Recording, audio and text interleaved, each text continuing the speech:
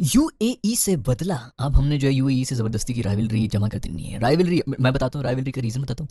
इन्होंने हमारे यंगस्टर, हमारे फ्यूचर, हमारे सबसे बड़े प्लेयर उस्मान खान को बैन किया था जब उसने कहा था कि मैं पाकिस्तान की तरफ से खेलता हूँ। लो भाई, राइवलरी का रीज़न मैंने निकाल दिया। उस्मान आज इतना रोया है ना, वो रो रहा था कि यार काश मैं आज यूएई की तरफ से खेल रहा होता, नहीं मतलब काश मैं आज पाकिस्तान की तरफ से खेल रहा होता यूएई से बदला लेने के लिए।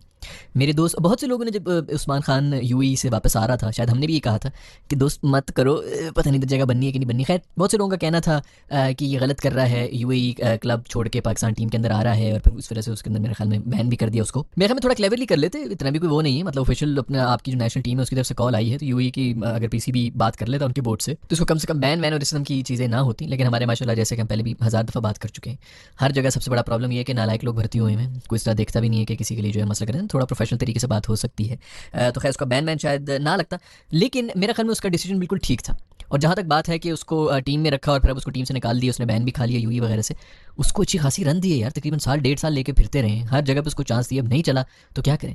सुना अभी पिछले दिनों को गनी खान टूर्नामेंट या पता नहीं किसी के अंदर वो खेल रहा था, उसके अंदर उसने 140 रन की धुआंधार इनिंग्स खेल ली है।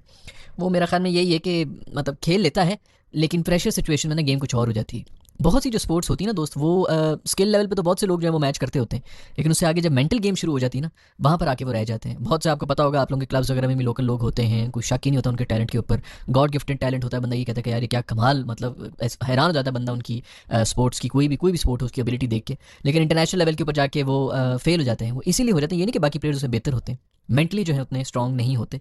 सो उस लिहाज से मेरा ख्याल में उसने बिल्कुल ठीक डिसीजन लिया था कि नेशनल टीम की जब कॉल आई है तो उसको बिल्कुल यूएई छोड़ना चाहिए था, क्योंकि वो बहुत बड़ी अपॉर्चुनिटी है।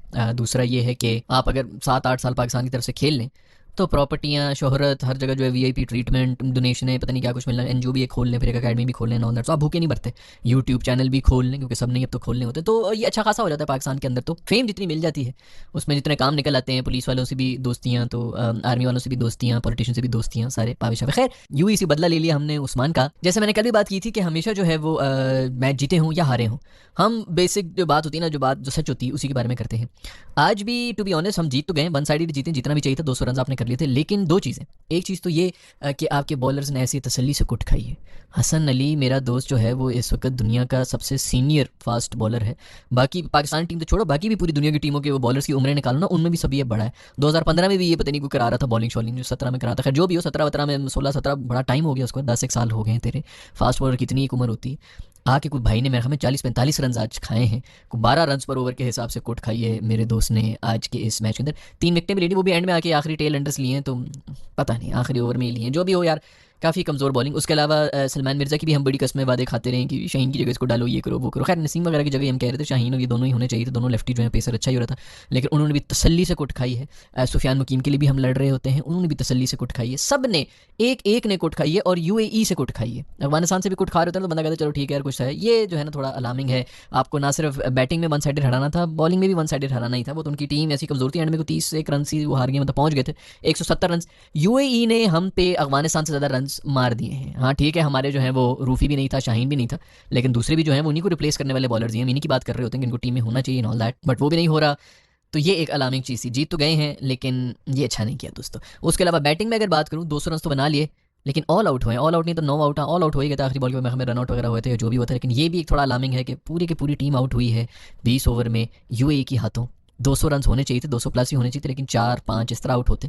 जो बड़ी टीमें होती हैं 2-3 आउट हुए हुए होते हैं, वो पहुंच जाती है उनकी। एक जो है 70-80, दो 70-70 मारते हैं, दो जो है वो कोई 50 मार के जो है आपका स्कोर मतलब 220-31 पे ले जाते हैं। तो वैसा नहीं किया हमने, बैटिंग में भी थोड़ा सा किल किल की गए। फ़खर भाई के लिए तालियां होनी चाहिए।